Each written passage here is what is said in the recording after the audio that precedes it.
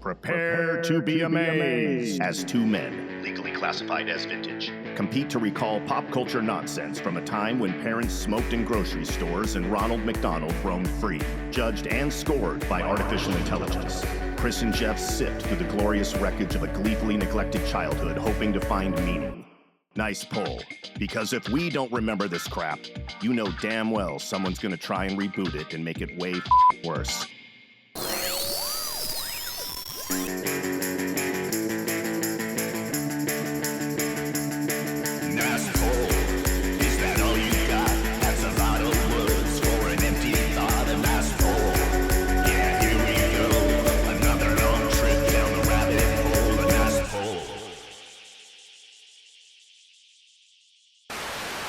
Oh my gosh, Chris, you're not going to believe it. Christmas already happened. It's done. We are now in the aftermath, the afterglow of Christmas.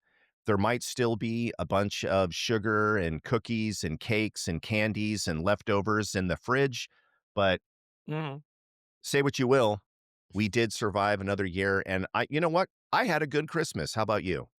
I did. I have kind of blocked it out that Christmas is over, but I'm wearing red and green, not by planning, just accidentally.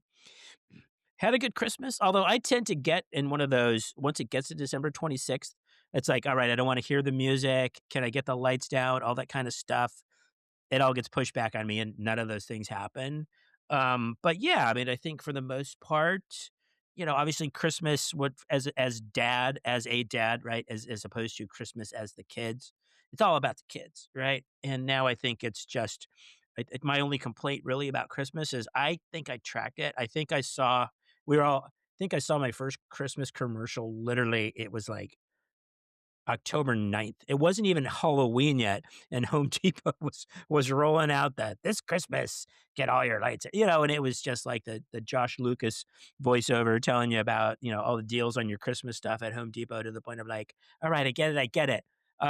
That's my only complaint these days about Christmas, is that it just gets earlier and earlier and earlier every year. But hey, I can't really complain too much, more than ever. Well, I was just over there at the CVS, and they're already stocking Christmas items, Chris. They're getting ready for 2026, and according to the lady at CVS, yeah, we can't get going early enough. Right. I heard you say commercial, and Chris, I remember there used to be things called commercials. I haven't seen one in 5 years, but again, if you're still watching cable TV, then by God, good for you, man. But YouTube TV has commercials because it's still broadcast. The only thing is they have weird little links and stuff in the corners, like you can click. So yes, not the traditional Christmas, but I don't get to see Santa hauling ass down that snowy mountain on that Remington Razor. Yeah. They should bring that one back. Yeah. But yes, it's still crazy commercial. So that stop motion Santa Claus going down the hill on the electric shaver sled, they went to a lot of effort and work to create that commercial. That was pretty impressive for the day. That was back in the Rankin Bass era, where I'm sure it was an homage to that, but that was pretty impressive, that little commercial. I remember that. Yeah. Right. And considering, the state-of-the-art tech, it probably took them months, if not years, not if like, well, we're starting December 1st and we'll have this ready for next Christmas. Like, God knows what the production was like in that, as they did frame by frame by frame, like Sinbad, Ray Harryhausen kind of stuff, like take a frame, take a picture, I was going to say the marketing department pitched it. What they didn't tell the CEO of Remington was that it was going to cost $6.7 million, and they were going to have to get Ray Harryhausen fresh from the Golden Voyage of Sinbad to come in and it's going to, I'm sorry, by the way, it's going to take 2 years to complete this. But not this Christmas, but hopefully by next Christmas. Look, do you want a realistic looking Santa Claus riding on a Remington Razor going down a snow-top mountain, or do you want it to look like shit? Because if you want it to look like shit, we can make it look like shit. Well, speaking of realistic Santa Clauses, is like, you remember going, as a kid to whatever mall had Santa. And it was pretty much some guy with like, glued on eyebrows and like this Yeah. beard with like elastic wrap, that looked like it was Yeah. made of really bad cotton wrapped around Yeah. his ears. And then the guy might have been like, 34 years old. Um, but now Santas are, and again, neither one of us have kids of Santa age, but Santas are hardcore now. You see a Santa at the mall, at some kind of parade or event. We were at a party on Christmas Eve morning at a friend's, and they still have a Santa come for the little kids of families. And these this dude can sell it. You know what I mean? Mhm. It's a real beard, and it's really white, and it's not his costume is probably it looks like it's like $10,000 worth of Santa gear, right? And it's not like dripped in polyester and sweating profusely like the Santas that we used to see at, I don't know, JCPenney's or something like that.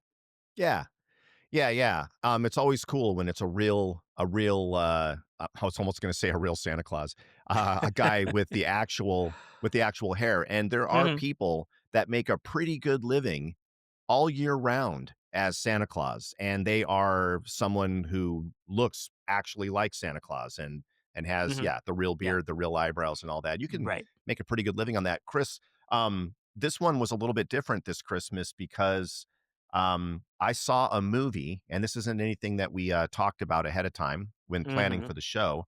But I saw a movie, and as God is my witness, you will not believe that I've never seen it. It's a famous Christmas time movie, and well, it's oftentimes around this time of year. But mhm, Jimmy Stewart, mhm, right? It's basically a ripoff of A Christmas Carol. You know the movie I'm mhm. talking about, yeah. Die Hard? S- Yes. Oh, Die Hard. it's a Ho, Christmas ho, movie. ho. Now I have a machine gun. What do you think about that? What do you say Oh, about oh, that? oh, yeah. Yippee-ki-yay. Yeah, yippee-ki-yay. Yippee-ki-yay, motherfucker. That's that Okay. would be amazing, that version. Yeah. Mhm. Right. Well, you'll listen to me, Klaus. You're just nothing but a scurvy little terrorist is all you are. Um no, I saw It's a Wonderful Life for the first time all the way Are you through. are you kidding me? It's God as my witness. I've seen clips of it. I've been in front of TV sets where it played Uh-huh. for 20 or 30 minutes. I've Okay. never seen it from start to finish. And it did occur to me right away that two things. Number one, it's just a Christmas carol, is all it is. It's just done a little Uh-huh. different. Instead of Uh-huh. three ghosts, you have an angel. Uh-huh. And also, there are scenes in it that are just super awkward. Mhm. Um, you know, his emotions, I guess, were normal for actors in that era. But I mean, when he's grabbing his girlfriend and someday his wife, Mary, and he's like, "No, you listen to me, Mary," and he's just like grabbing her by the lapel and holding her like this. It's like, dude, do we Mhm. need to call a cop? Like, what is happening? I know it's Jimmy Stewart, but what is about to transpire here, sir? There's just so many scenes in that movie where you're just like, this is so cringy and awkward. Anyway, it was Mhm. obviously a great movie. It was a lot of fun. Super predictable, but then again, Mhm. right? It was the original, so we can't call it predictable, right? All the No. movies after that copied it, but Right, and I think yes, and then, like, every how many other episode like, even, like I don't think we mentioned Happy Days in a while, right? For years and years, every TV show had a riff on that where it was someone would go to sleep and they'd wake up and then they'd see what their life would have been like, had they not been there or certain things had happened or not happened, and yeah, it's crazy. It's crazy, first of all, that I can understand because I think I probably didn't see the whole thing. Like you, seen bits and pieces to where I think I've seen this full movie, just not in one sitting, right? And you're familiar with the whole plot and the whole conceit of it and what happens and transpires for multitude of reasons. But yeah, it is a really they colorized it and that they did it when like they have colorized versions when colorization was terrible. It was like what the hell is this? Yes, there's certain elements of the style, of of the filmmaking, of the script, everything else, where it's like, okay, but you just got to go with it, The you the know. one thing that I will say about that movie for anyone that ever dares to watch it again, this blew my mind. Chris, I am not joking. At least 70% of the scenes in that movie involve a crowd of people, at least 15 people shoved into the set, whether it's the bar or outside running around or inside someone's house. It's uh, just a cluster, you know what, of just people hmm everywhere, just madness and chaos. The whole movie is just like, what do you mean he took the money? What do you mean the money came back? Get out of town, George. I'll tell you what. No, I'm gonna. There's bar fight. It's just every effing scene in that movie has at least 12 people all crammed in to get around the camera. How they pulled it off, I don't know. They must have just been like, cut. Oh my God, I'm missing three of you. You're talking too loud. What's going on over here? How did they do it? The cast, there's like 400 people in that movie. I don't even know and how they did it. and plus, isn't most of it on a soundstage? I mean, you can tell it was just like, Probably, you yeah. know, and so that makes it even more impressive.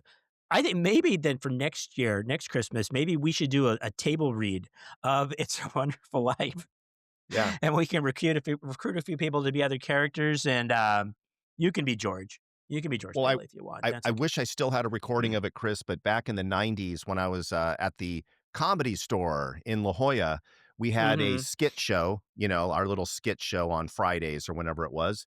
And one of the Wasn't a things sketch that we show. did at the end of the year was It's a Wonderful Life performed in 5 minutes using sock puppets. And it was pretty good. Nice. Now, I can't say that I saw It's a Wonderful Life through that because it literally was, you're a scurvy spider. Hey, hallelujah.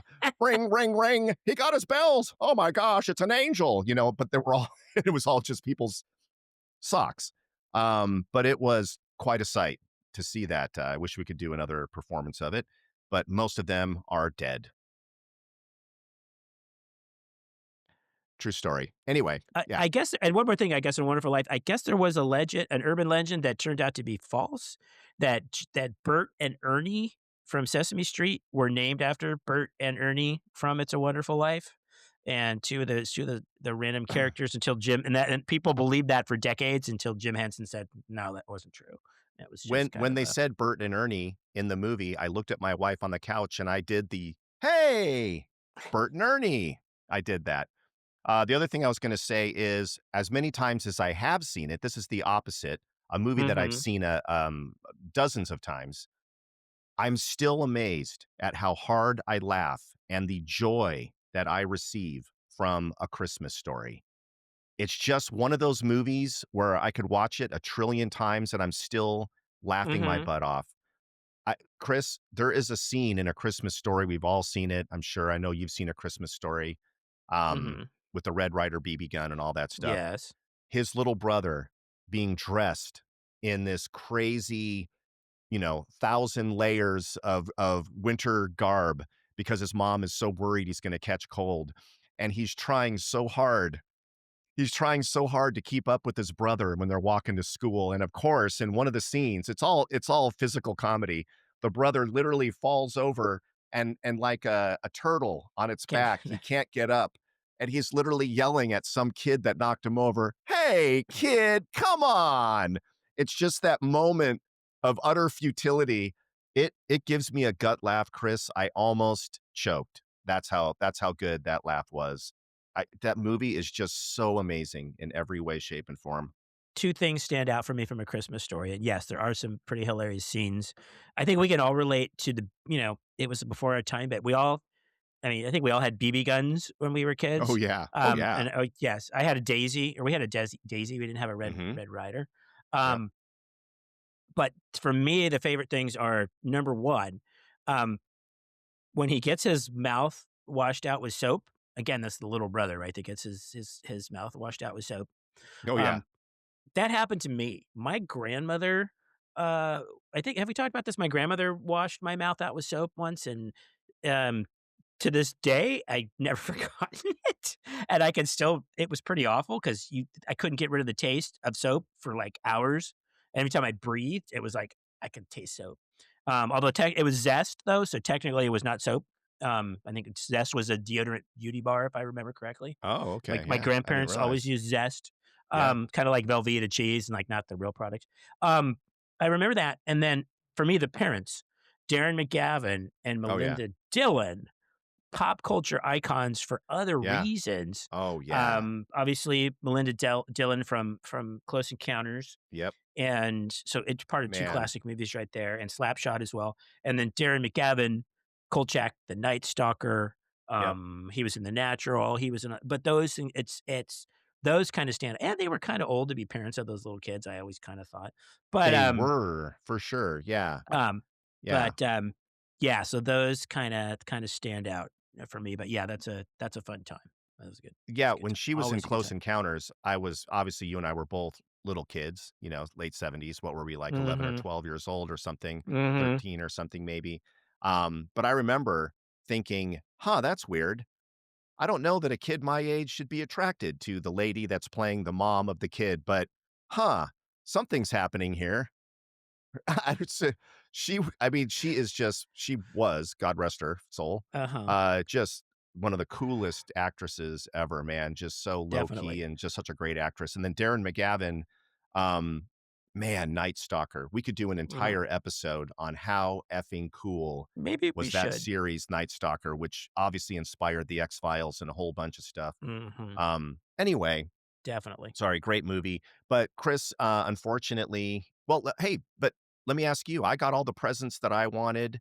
I got some good ones. I'm gonna show you a surprise one here in a second. But how did Christmas go for you? I mean, everything go okay? It went well. We had a blackout on Christmas Eve for a couple power outage, I should say, for a couple hours. It kinda pushed Okay. Christmas Eve We used to dinner. call them blackouts though back in the day. Yeah. Right, but again and it proves 2 things. Number 1, how few batteries I had around my house, and number 2, how many candles, my wife has around the house. So, actually, fortunately, those counterbalanced each other, so that worked out okay. Um, Put the Feast of the Seven Fishes, we had to kinda push it back a little later in the evening, but that was okay. And, no, so it worked well overall. Christmas is all about kids. Christmas is all about family. Got to mix in those kinda things. So I think overall, my favorite and then yeah, speaking of, I did get, Close Encounters in 4K on DVD, so that probably my favorite gift, which was left under the tree for me. How about y so I think you've got something? I didn't bring it. I didn't come prepared. No, Um, no, that's okay. Mine's and you? the thing that I got is very small, but it is my favorite gift. Chris, as you know, I drive an electric car and I make Mhm. every effort to pretend like I'm still a kid and it's all science fiction and I'm in a spaceship. But what what car would be complete without this device, which Chris, I'm mounting, the little console that's between the driver and the passenger seat. It's usually like a Yes. little armrest, and you can Mhm. actually, in mine, you can kind of lift it up. So when you lift it up, this is going to be displayed there, Chris.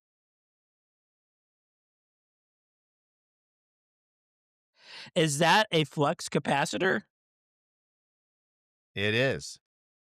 And That to quote Marty McFly, this is my favorite scene mhm. of that movie, and maybe my favorite scene in cinema history, where it's literally back here, and he's in Yep. the DeLorean, and he's right about to make his run to get back to the future. Everything's Mhm. lining up, and he's looking at us going, dates correct, gas in engine, flux capacitor, fluxing. I don't know why, but that line, it just kills me. Anyway, That is awesome. yes. Yeah, I'm very excited to add that to my little nerd collection. Very cool. Yeah. Very cool. Now, this wasn't, the best year, though, for celebrities. We have some really, really, sad things to announce. Let's go with the softer one first, if you don't Okay. mind. Just the sort Okay. of, Okay. easy, I think maybe passed away in his sleep. Let's just hope. I don't know, maybe you know different, but Mhm. who passed away here? Chris, our Um buddy from science fiction? That would have been Gil Gerard, who Yeah. most, Yeah. well known to our generation, to science fiction, pop culture. Played Buck Rogers. Buck Rogers in the 25th century. A response to Star Wars phenomenon like Battlestar Galactica on television, a character we didn't really know much about because it was right in like the 40s and 30s and 40s. Mhm. But space opera had all the things you wanted: the robots, the aliens, the villains, the beautiful princess, all of those things. Probably, unfortunately for Gil Gerard, I think that was probably his peak, and he was a pretty young Mhm. guy when he did that. Was Mhm. married to Connie Selica, another icon of the 80s. So, but yeah, I think in 82 years old when he passed away. So, oh, it was a fun show. Only lasted a couple of seasons. Yeah, talk about a super likable guy. The theme song to Buck Rogers was one of the better songs. It was really cool. Sending him frozen through time. Dun dun dun dun dun dun dun. And to your excellent point, it was like an opera. Dun na na na. And then you had oh my gosh, just a who's who of women that every guy was in love with, right? Um, Aaron Gray, Erin Gray, who was the good girl, and then you had Pamela Hensley Pamela was the Hensley, who was the bad girl, right? So you had the Betty and Veronica kind of a thing going on there. Um, I would say in outer space. uh-huh, And then in it took space. it took me a really long time to realize that the robot Tweaky had Hmm. a penis head. His head is exactly the shape of a male penis. I'm not sure if you know that, and I'm not even being like coy in saying this. It is a dickhead. It is the weirdest thing, and once you see it, you obviously can't unsee it. Somebody pointed it out on the interweb, and I'm like, "Holy shit. Wow, look at you." That's right. That's what that is for 100% sure. He has a penis head. So, do what you will with that. And do you know who the voice of Tweaky was? That was none other than Mel Blanc. Um, so didn't really say a whole lot. Uh, and again, a pretty obvious C3PO R2D2 knockoff. Mhm. Um, but yeah, again, it was like I said, it only ran a couple seasons, but it had everything. The model, the spaceships flying through, space, shooting at each other, making a lot of noise, which I know you have a problem with. But Well, there is no sound in outer space, but it's still fun. It's fun to listen to. Yeah. it would be really boring if you just saw it, right? If you just saw them, you have to have something. Right? It'd be like, Watching it "Ooh." explode, and Uh-huh. by the way, Right. explosions don't usually happen quite like that in outer space too, due to the lack of oxygen. But anyway, I'm sorry, you bet. All right. No, you're right. You're like, Yeah. "You should is this Mythbusters?" I think it's Mythbusters My because you favorite love is when spaceships always decide to be polite and they all face each other at the exact same, attitude where, I'm right side up and you're right side up because that's the way we should talk. When in space, there is no right side up or upside down. Really, ships should just be like, hey, fuck you, and just doing this. But no, no, we've all got to heck, play by the rules. Yeah. All right. Go ahead. I'm glad I never had you in any kind of science class because it would It's have from my just dad. been I told you my dad would ruin don't everything blame your for me. dad. I told you when I was watching Speed Racer and he used the jacks and it goes, my Ugh, dad goes, that wouldn't work in real life. All it would create is sparks of fire and then he would die. And I'm like, wow, thanks, Dad. Come on, man. Can't you just give me Speed Racer? no, Anyway, no, he apparently can't. he cannot give you Well, Speed God Racer. bless Gil Gerard and a great show. And man, I had so much fun watching that as a kid. But then, of course, speaking of movies that are beloved, and every single movie I think that this gentleman directed or wrote or produced or was a part of is just amazing. And of course, we're talking about, and help me out here, When Harry Met Sally, Spinal Tap, Holy Moly, and of course, The Princess Bride. What else, Chris? There's a bunch more. Stand by Me and A Few Yeah. Good Oh Men man. and Yeah. Misery and The American President. A favorite of mine, one of his first ones called The Sure Thing, which was like a teen comedy that we've talked about here, but with actual heart and actual story to it. Was that John Cusack? That is John Cusack. The Sure Thing. I didn't realize. Okay. Yeah. So all of those, and I think he did have a run that was incredible as a filmmaker. I think toward the end, like a lot of them do, kind of lost his fastball a little bit, whether it's Barry Levinson or Robert Zemeckis. They do kind of, unfortunately, I think they can kind of peak. He had a tremendous peak. He had a tremendous run where a good 15 to 20 years where he was as good a filmmaker as there was out there. I think about him uh also started as an actor. Think about that for a second. Now, his dad was Carl Reiner, who was at the heart of when television became television. Dick Van Was a Dyke, writer and for yeah, your shows and created and directed films on his own. Was sort of a a I don't want to say supporting character, but sort of the mostly unseen character of Alan Brady on the original Dick Van Dyke Show. yeah, Uh, right. and so he had that sort of lineage. So you can call he obviously had a leg up as far as like filmmaking, but he started out as an actor, All in the Family, a show as influential a show as there ever was, and then segued into directing. Still acted. It was recently on the most recent season of The Bear. So yes, a hell of a career. He was a political activist. Fortunately, the way he and his wife Michelle, very horrific, untimely end. But you cannot understate his impact. And the thing that I've always wondered about that, Jeff, and work with me on this one in the sense you see a lot of actors that become directors. Is that the equivalent of like becoming a manager in a business? Is that like, or a head coach to the point of like, yeah, I paid my dues as an actor and became a good director because he was as good as any of them. And very sad, but he left quite a legacy. And I think we're all fortunate for that. I mean, a lot of it's a cliche, it's a trope, right? That the actor ultimately wants to direct later. I mean, it's sort of a joke, yeah. But obviously, there's only a handful that really have a true aptitude for it. Uh, the one thing I did learn in spending some years behind the scenes up in Hollywood for, you know, 15, 20 years or something like that was, um, you can pretend to be a good director for a while because there's so much talent around you that oftentimes Mhm. even the assistant director is really the one running the show, right? So there Mhm. are ways to make a celebrity who doesn't have a lot of director natural talent look really good. One way would Mhm. be to have an amazing editor that would make almost any director look good, even with Okay. given shitty material to work with. But Mhm. to be a really good director, it's going to show, after you've done your Mhm. second, third, or fourth, or fifth amazing movie. Well, it's no fluke, obviously, right? So, Mhm. man, yeah, he was just the best. It's one of those things with a lot of these folks that we knew and kind of grew up with and loved as kids and loved their movies. It's a slow drip, kind of accepting that they're not around anymore. Not that I wasn't best friends with Rob Reiner, we didn't know each other, but you kind of Right. feel, like you knew that Mhm. guy.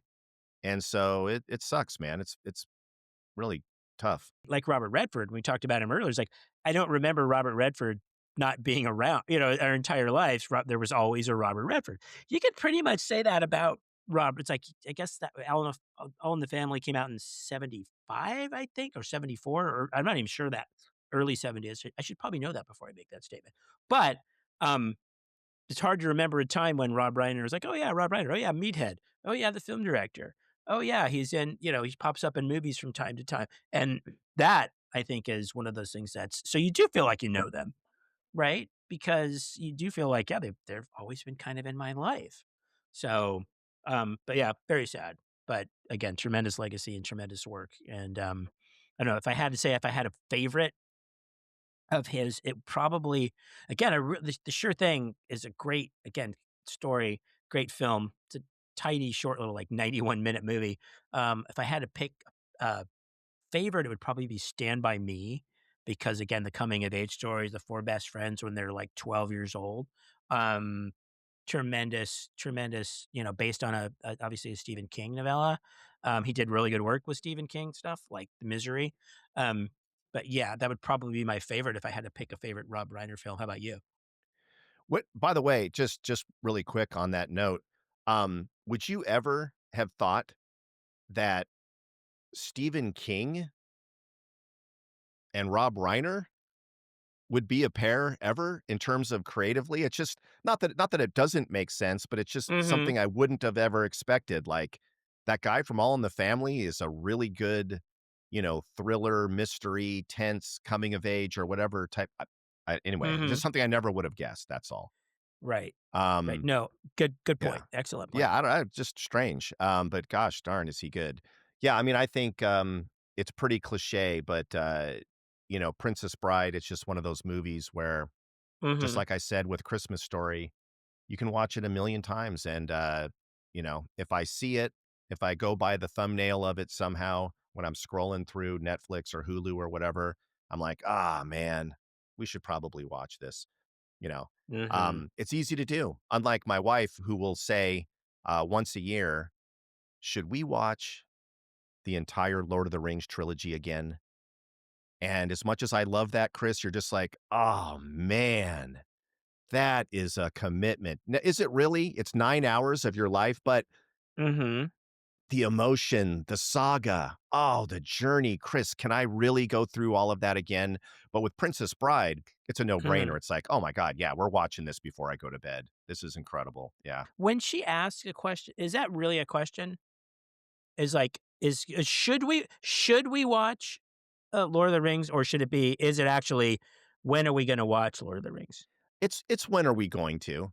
And Mhm. I'm really, really, really lucky that, I discovered later in my marriage, not right away, but later in my marriage that, no, she's actually totally into sci-fi and, Mhm. fantasy stuff and very open-minded to these cool conceptual movies. It's not that I didn't suspect it when we were younger, but how cool, right? Yeah. That we have that extra thing in common. I mean, it's just so awesome that, um, being such a nerd that I am, that she doesn't just tell me to get out.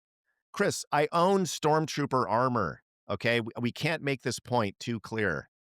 And I'm still married to a girl. You So you have I don't you know. have you have Captain Kirk's, you're not sitting in it, but it's right nearby, I right? right Captain Kirk's bridge. 7 feet from me is Captain Right. Kirk's command chair, you Maybe you know? need to move that thing around. Maybe you have to do an episode from that chair, I think, at some point. You have to Yeah. figure out how to do that. Um, okay, full disclosure for me, you admitted about you finally, uh, watched A Wonderful Life, from Yeah. start to finish, and so now you Hmm. can check that off your bucket list, so to speak. It Um, definitely was not on there, uh but yeah. Okay. Yeah, you hate to think that you're one step closer to dying just because you watched a movie that everybody else has seen. Right. Um, I've only seen about about one of the rings, meaning And I'm not even sure it was the first one. It might have been the middle one. I don't know. I don't even know that I got through the entire, what's the first book? Fellowship. Well, in the movies, it's called The Fellowship of the Ring. Yeah. I think I maybe got through the first one. I've never read or seen any of the Harry Potter films either. Um, just because it was, and that was a bit of a backlash, because when I had people telling me how great it was and you have to read these and you have to see those, and then my first indication is always like, "No, I don't. Yeah. No, I don't." And Yeah. so, and maybe it's because I would hate to think that I would hate to admit that if I really liked them, I'd hate to admit that I was wrong, and I do hate to admit that I was wrong. So that way, I safeguard against that by just not watching them at all. Right. But no Lord of the Rings, no Harry Potter, no Hunger Games. I'm okay with it too because I the same thing with the Godfather movies. I know we've already talked about this. We've already peeled off the Band-Aid. I realize that they're the greatest movies of all time. I can understand why people think that. I've never gotten a chance to watch one of them all the way through. I'm not mad at the Godfather. I don't hate the Godfather people. Mhm. Wait a minute, wait. Are we talking about the filmmakers, or are we talking about Italians? Or both? Because they're actually is pretty I was intertwined, talking but about the you just don't. filmmakers. But the Okay, one thing I just that wanted I to will clarify say that. in that case, and I've already said this on the show, is I was probably murdered in a previous life by the mob, and I don't like mafia movies. I don't like Mhm. any movie that appears to glorify or make the mafia look cool. They are horrific. They're horrific human beings that are the ultimate in hypocrisy. I'm a family man, and I'm gonna torture the F out of you because I'm a family man and I'm also about money and you wronged me. And that's just what honor and integrity is all about, is murder and death and torture and extortion. Speaking of, did you ever have to, again, because of your professional background and working in different roles in the industry, did you ever have to act like it? Did someone ever make a Godfather reference or a comment and you didn't want to go out there and say, well, actually, Ryan Seacrest, I've never seen The Godfather. I mean, you never had to play it No, off. I never had to, I never Impressive. was forced to admit it. I was never at a party where they're all talking about it and I'm like, gosh, I've never seen it. But, if I had, it wouldn't have been a giant backlash. It was a pretty eclectic group that I worked with back in the day, and I don't think they would have held it against me for too long.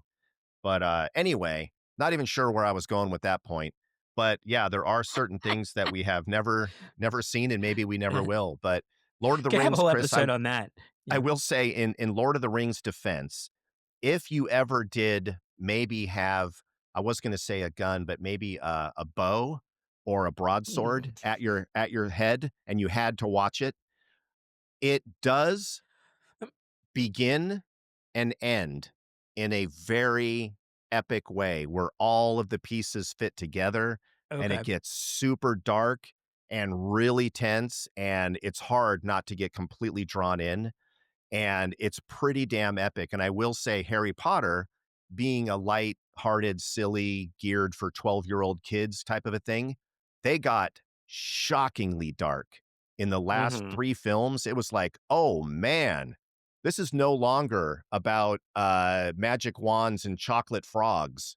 We have drifted What? way away." Well, you have to see this thing. Okay. But, yeah, I in the won't though. first movie, it's very whimsical, and, there's a little chocolate frog, and it comes to life, and it can jump Mhm. around, and everything's enchanted and funny and whimsical. And in the last one, it's like, "Oh, no, people are gonna die, and it's not gonna go well for a lot of people, and it's dark as you know what." Mhm. But that also, all the puzzle pieces came together, everything kinda made sense at the end, and, Mhm. a great, you know, ultimately, that was 7 movies. But and then I will say in its defense, The Hunger Games. I never read the books, didn't know anything Mhm. about it. It could have just been another one of these dystopian, "Oh, in the future, there's an elitist class and all these people live in." Mhm. But you know what? The turn that it took at the end was so awesome. It was so unexpected and so poetic and so great that I hold that series of movies up, as just really awesome. I think it was a Interesting. series of movies, wasn't it? Yeah, there was more Yeah. than one. Yeah, Oh, yeah. yeah. There was 3 or 4 Anyway, of them. in any case, Chris, again, if there's a reason why you have to watch them, I think you will enjoy it. Alright. Taken under advisement. Taken under advisement. Yeah. I don't know Um, what I hope to gain by all of that. I just felt you needed to know. All right. Thank you. I appreciate your guidance. Mhm. Um, okay, so talking about there's one thing that I know because again, as we're in the last week of the year, Christmas, the New Year coming, and we've looked back a little bit, obviously. Is there one thing that stands out? Let's end this on a high. Let's end this on something because yes, 2025. I know there are a lot of people that just want to stick it under the bed and never look at it again or reference it again. Ooh. Is there Yeah. one thing that really stuck out that you would like, or nice poll listeners or anyone says is there a piece of media? Is there a film or an album or a book or something, a TV show? Have to be a streaming show because we know you don't watch network television. Is there Yeah, something yeah. you can say, wow, that was my favorite of the year? Please go check it out. I'm giving the Mm. floor is yours, Jeff. Is there anything that you want to say as we wrap up 2025 on the calendar, as we wrap up 2025 for a nice poll? Is there one thing that Mhm. sticks out? Say, hey, this is Jeff's recommendation. It'd be like if you were going into Blockbuster and it would say like Jeff's picks or something like that. Go Mm. with me on that visual, right? Yeah. Is there something you think of? Yeah, there was. There was a show that caught me off guard, and, I thought it was pretty close to a perfect show, and it's more my sensibilities because it was super eclectic and weird and trippy. And by the way, I'm gonna sound like a little bit of a, bandwagon guy for saying this because it was very popular, but on Mm, Apple TV, if you can get it, it's really worth watching the show Severance. Mhm. I thought that was one of the most original science fiction concepts that I've seen in a long time. It was perfectly executed.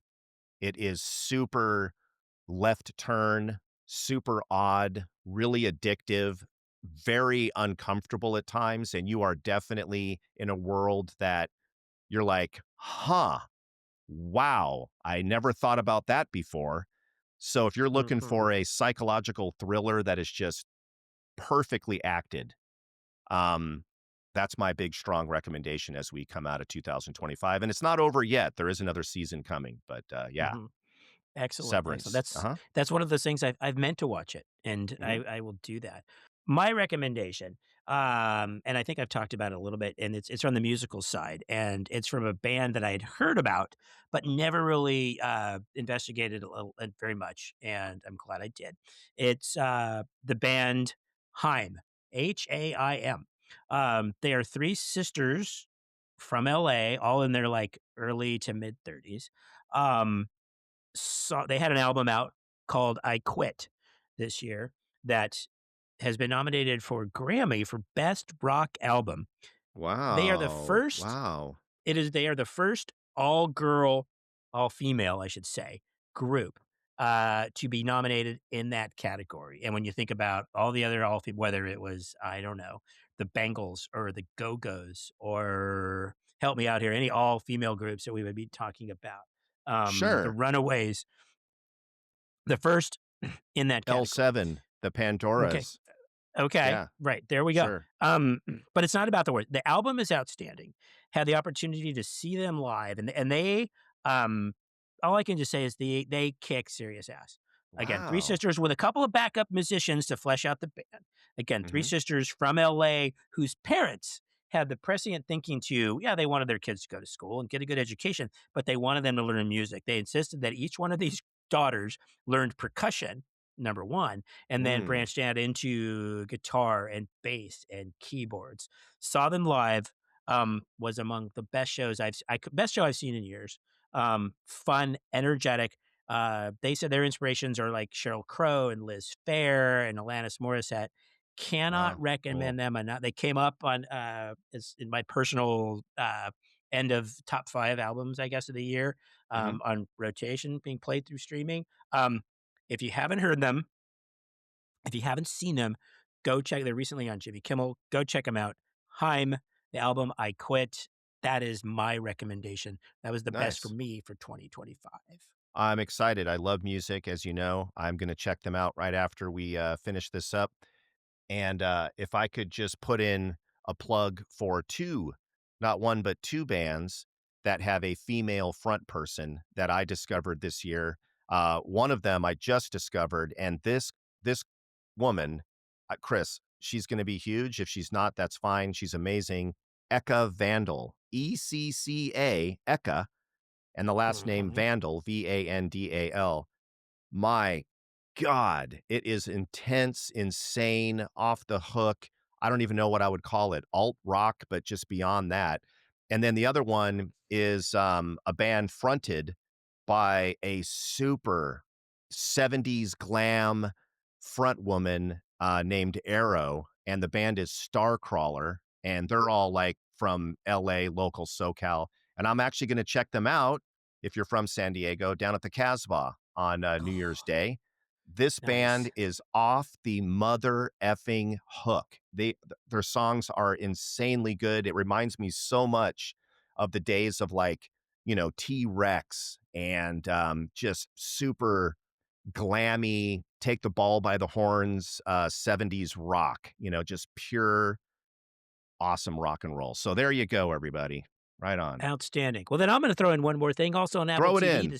The studio, with Seth Rogen as the head of a movie studio, Oh, yes. Yeah, great yeah. supporting cast, I real wanted to life watch this. actors Yeah. and directors playing themselves, Mhm. um, slapstick, laugh out loud comedy, um, takes you into the inner workings of a Hollywood studio in the most bizarre and outlandish ways. Mhm. Extremely funny. Check out the studio. So the studio, we Mhm. both recommended a show and we've both recommended some music. So that was 2025, ending it on a positive note. don't you say? All right. We got The Studio. We got Severance. And then for music, we've got Haim. We've got Heim. Haim, excuse me, Haim, Haim, Mm-hmm. Eka Vandal, and we've got Starcrawler. So there you go, guys. That is What pretty, more could you I would say want? for two guys that are pushing 60, those are some pretty hip suggestions. You'll notice that we didn't say Jag is coming out again, but this time with an all-new cast. We didn't say Matlock. We didn't We talk didn't say- about, yeah, We right? didn't say NCIS. Or Murder, the She next Wrote. generation. No, come on, guys. We're pretty hip. All right. There you go. Well, Chris, Kind of hip. I'll be excited to get back and talk to you again here in 2026 when we're going to be doing a very, very serious discussion, finally long overdue, Star Trek versus Star Wars. There's your tease. It's happening, folks. Chris and I are going to get down. Ooh. So, What do you think, Chris? Until next time. until next time. Until next year.